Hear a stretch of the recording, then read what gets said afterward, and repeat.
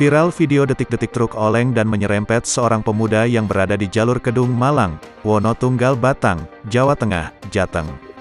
Video itu diunggah pada Minggu, tanggal 17 Oktober tahun 2021, ramai ditonton warganet.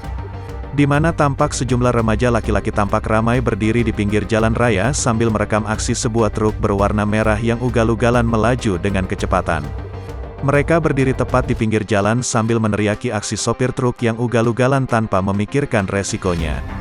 Alhasil, tiba-tiba sopir truk berwarna merah itu hilang kendali hingga menyambar seorang penonton pria yang saat itu juga ikut merekam aksinya. Akibat kejadian itu, truk oleng lalu menabrak batang pohon asem yang besar di pinggir jalan. Di mana disebutkan pemuda tersebut langsung dilarikan ke rumah sakit untuk mendapatkan perawatan lebih lanjut.